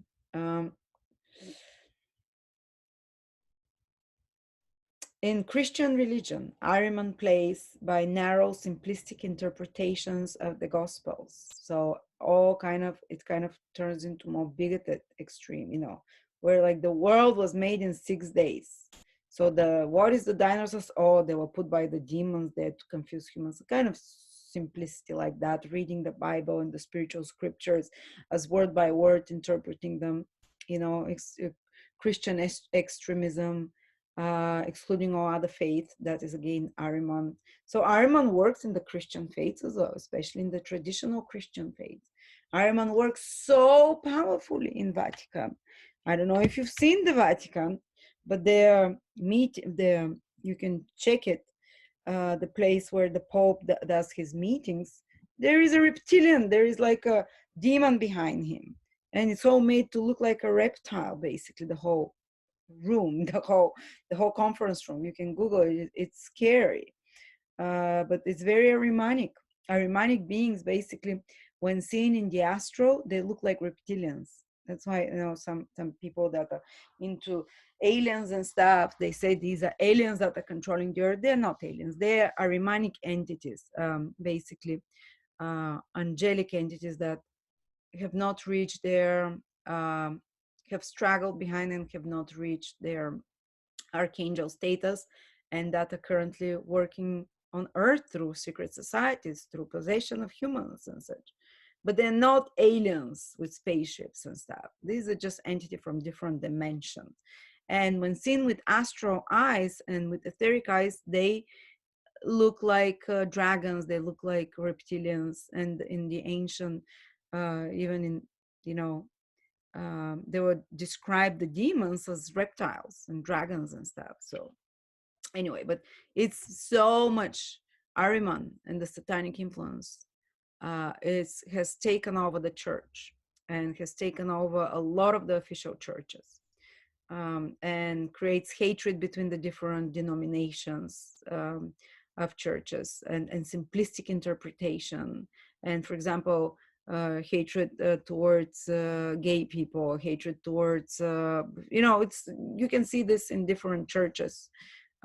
This is again, these are not Christ, they're not following the Christ impulse. They're also stopping the spiritual growth of humanity, this kind of simplistic interpretation or extreme interpretations of religions and Christianity in particular. In technology, it's very, AHRIMAN gives very refined developments, which are great, but they're directed, when they're under Ahrimanic influences further, they're directed only to satisfying animal needs, to promoting human immersion in a sense world to the exclusion of the supersensible. So we can use technology for boosting spiritual development. There are a lot of technologies now that are developed to raise your vibrations, to help spiritual side, to help meditation, to help clean the environment, to help center you in the heart. And, there's such being developed. But the main science, what is it? The main scientific progress destroys the planet. The main scientific progress is used for weapons, for division, for fear, for enslavement of others, or just to pursue sensory pleasures. The most scientific developments are kind of demonic, and one of the highest manifestation of Ahrimanic power is the merging of human with machine. The cyborg type of thing that they want to do, Elon Musk, into the future, to merge humans with machines. And they say, well, it's going to be for good, to measure your temperature, to make your brain work better. But it's basically, it will dehumanize and bring the person away from the center and calcify that pineal gland, and make the person more and more mechanistic, with mechanical. A person will think mechanical. All those movies that you're seeing now, uploading consciousness onto computer and stuff like that, they're trying to present it like humans are just consciousness, just mind, and no feelings, and no heart, and no soul. So Ahriman is doing a great job. Ahriman is really, humans are starting to think they're just more advanced computers, mechanical dolls, with more advanced, thinking than animals overall.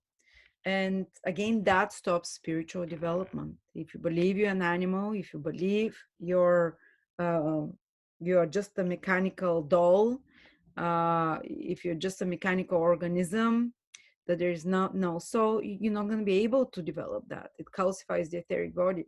So be very careful when it comes to this merging of humans with machines. It's very Ahrimanic. It can help, actually.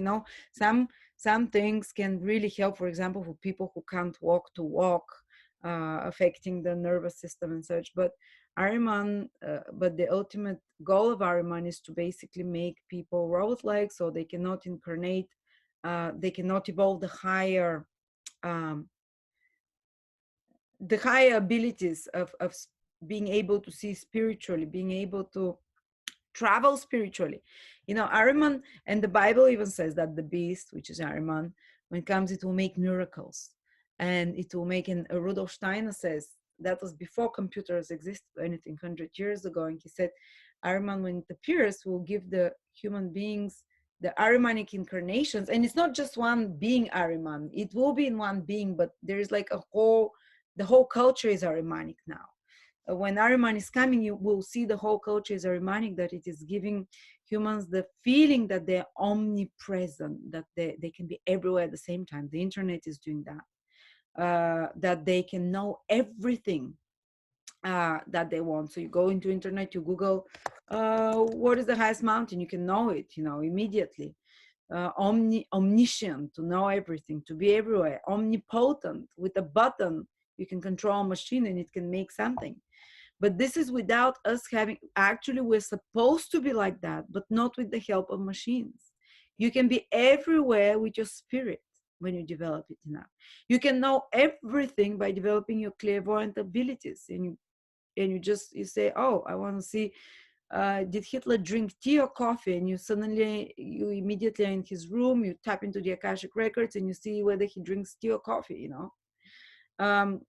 but now we're doing it through machines, and this is not, it's great, it is great that we have that, but people that are too dependent on machines, they get stuck on that, and they get and you can be everywhere you want at the same time. You think, oh, the Maldives, but it's fake, it's not the real thing. Also, the information we receive through machines is not always true, fake news, very confusing. Ahriman is the father of lies. They can be a lot. The only truth comes if you tap it through the spiritual body, not through a machine. So it says in the Bible that Ahriman, when it incarnates the beast, the world, there will be miracles happening without people having deserved them, without having to work so hard to develop your psychic vision, without having to work on your virtues and morality to develop the ability to get answers psychically, and such things. And so it will be given to them like without any effort. And that for many people can have a retarding influence, that they get distracted, they don't want to develop their spiritual abilities. They think, oh, I can find information for everything, oh, I can be everywhere I want through the internet, whatever. But don't worry, it's always and as Rudolf Steiner says, always the black forces or the demonic forces. They always have plans, they implement them, they put them on earth, and they never win. And he even wonders in his lectures, why do they keep trying it over and over? They always make it up to the end, and they never win. And their plan is always used by the hierarchies for the betterment of good humanity, for the development of humanity. But a lot of suffering happens before that. And he says humanity needs to be prepared for Ahrimanic, for the Ahrimanic um, incarnation. So they recognize when he comes, and it's not about attacking him, putting him in prison. It's not about starting a war against Ahriman or anything like that. But if you recognize what forces he is affiliated with when he is in human incarnation, you will not succumb to that illusion. You will not succumb to those lies. And as I said, the battle is for your soul. It's for your etheric body, that you can't develop the astro etheric vision, which is what is the natural evolution of humanity currently at this period, is when we're supposed to start having clairvoyant abilities, when we're supposed to start seeing into higher realities and dimensions to experience them. And the Ahrimanic incarnation is trying to stop that through all kind of automation, technology, disconnection, separation, feelings of hatred, feelings of being subservient only to money, to profit, not being deeply and interested in the work that you do, basically kind of in a semi-depressed state, semi-depressed, semi-disinterested state, no passion in life. They ultimately, they would love to live in the Ahrimanic elites. They would love to live in a world, in a society where they have privileges, where they have extended life through machines and through calcifying the etheric body, so they can, and the etheric body carries the memories, so you never lose your memories. um, and also they can live like immortal life here on earth in the physical with this consciousness, while the rest of humanity is kind of like a slave race of robotic machines, semi-machines, humans. I'm not saying that they'll have machines in them, but they'll just be their consciousness. They will be stuck in this consciousness. They could not access consciousness of love, of total joy that the Christ being is trying to bring us to, of harmony, of peace, of freedom to co-create, to be the biggest potential you have. Instead, you'll be into a slave race to the elite of it's going to be kind of a dreadful, it's, some people say, well, I would like to live forever in the physical body. That would be great. Why? I want forever life. But then the soul cannot progress if you don't keep coming, dying, going, your soul feeding up on the high vibrations, coming back, developing. The soul cannot keep on growing, so you'll be stuck at this level of development. That's why people should die, so their soul can be rejuvenated, their spirit, it comes back and brings new impulses, and it keeps developing and developing with each new incarnation. While the Ahrimanic beings, they want to stop this incarnational cycle, get stuck in it, and get basically, I know it sounds very sci-fi, I know it sounds crazy, but they don't want to do it tomorrow. They're okay to wait a few thousand years and whatever. But don't worry, this plan is not going to work. Actually, there'll be a splitting of humanity. Maybe I should do another video for that. And there'll be splitting of humanity over the next 2,000-3,000 years, because the next 2,000 years are for when most of humanity should wake up to and recognize with each incarnation, the etheric Christ. They should see the Christed being and the higher realms by awakening their spiritual vision in the etheric, and starting to live those qualities of love, of brotherhood, of compassion, of joy. And this is going to happen more and more. I mean, it's starting now. This is one period now, and over the next 2000 years, almost all of humanity should be able to develop that. But there'll be one group, maybe 1/3 of humanity, that will not be able, that they'll get stuck in the present state of consciousness, that the Ahrimanic forces will win over them. So from in around 2000 years from now, 2 to 3000, actually human beings will start looking very different from each other.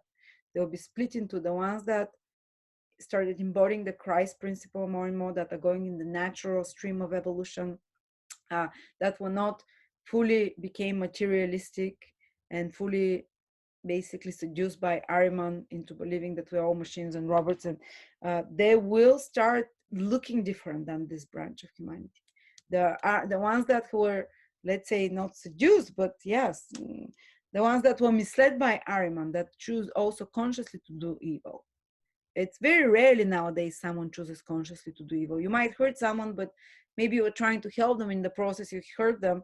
But those beings that get under the sway of Ahriman, that believe everything is mechanic for profit, they would consciously choose to do evil. They'll consciously say, well, I don't care about the lives of those 500 people if this makes me 1 million. They can be killed, but I'll make 1 million. Everything's for profit. All the Ahrimanic things that I told you about.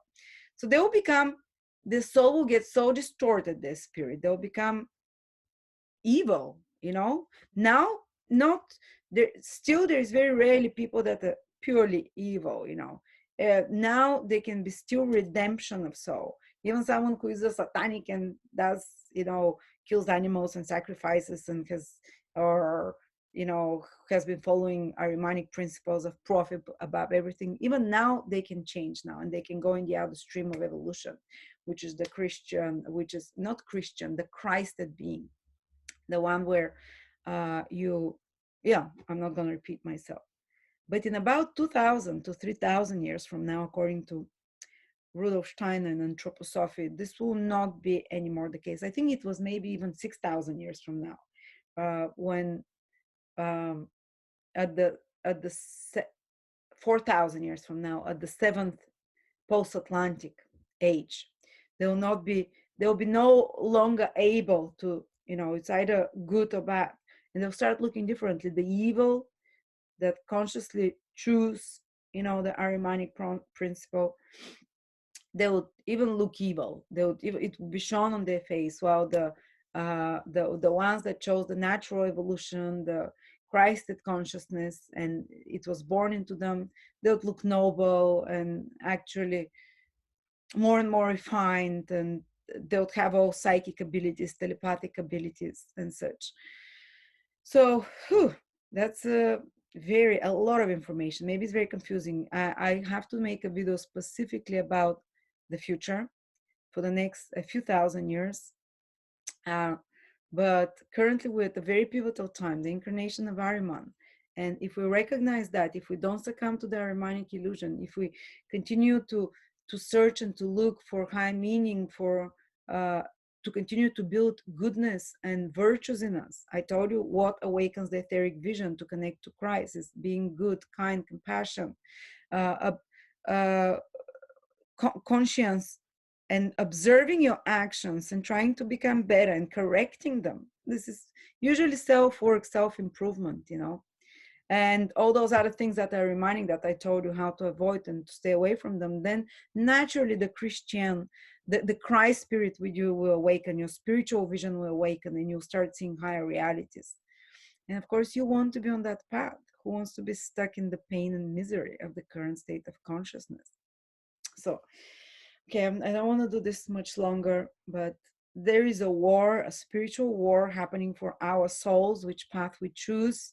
The path of Ahriman, and again, watch this part when I'm talking about the current manifestation of Ahriman and what can you do to separate yourself from that or to be aware of it? Then you immediately go towards the right spiritual development. So the fight is here to be detracted from seeing the Christed being, from connecting on a personal level with the Christed being, for developing of our spiritual abilities. That's what the big war is for. That's why you see so many, uh, it's end times, but it is not the end times. We have hundreds of thousands of years of development yet before we become angelic beings, or this evolved beings. But it's a pivotal time now because of the incarnation of Ahriman, which must have happened already. We're just waiting for that figure to come, maybe over the next 20, 30 years on the stage, maybe even earlier. Hopefully this video gave you a lot of understanding about that. What can you do for yourself? You don't have to go and save the world. You don't have to go to church all the time. You have to consciously try and connect with the Christed being, say little prayers, imagine, and you have to consciously develop kindness, goodness in you, improvements, and spirituality.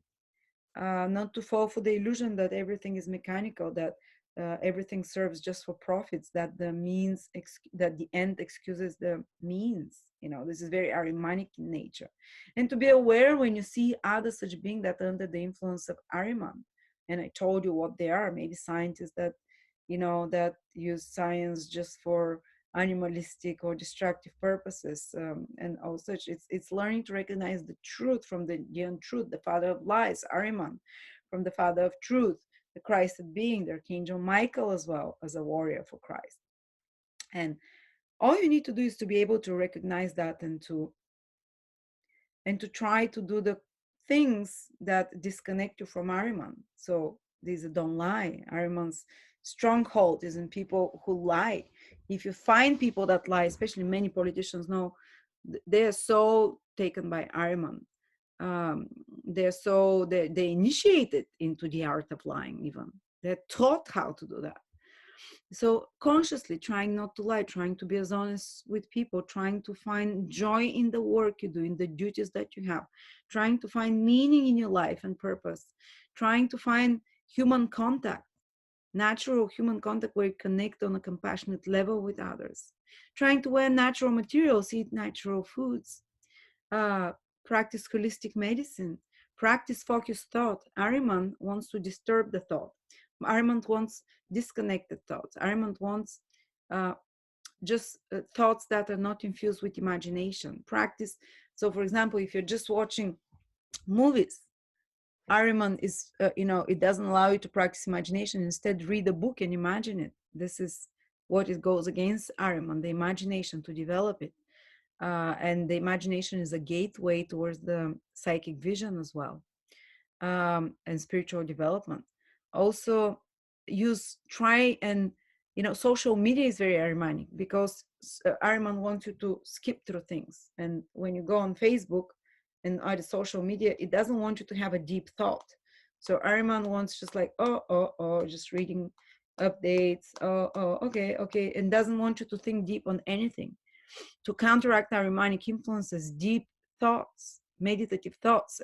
For example, think about what watching this whole video is anti-Ahrimanic, because it made you think deep, it made you follow through for 2 hours or something, it made you focus yourself on one thing for such a long time.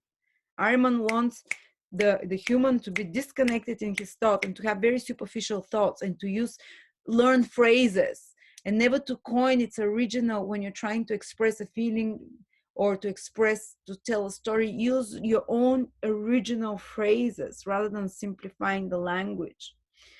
So creativity is anti-Ahrimanic. Creativity, spirituality is anti-Ahrimanic, anti-Satanic, basically. So it develops the spiritual qualities in a human being. Practicing independent thought, creating passionate interest in something is anti-Satanic, anti-Ahrimanic, and all those things. Being in nature, in contact with natural materials. So there's a lot for thought here. But I always wish you that we're all one big family. We're on the path towards, to the developing those higher qualities. And I call on the Christed beings and all the elevated entities and hierarchies and ascended masters and white brotherhood that is working for the upliftment of humanity, to and there is still a lot of time before there is a split between good and evil humans fully, so there's still time for redemption, but it's very much on the verge. So thank you so much, and God bless you all.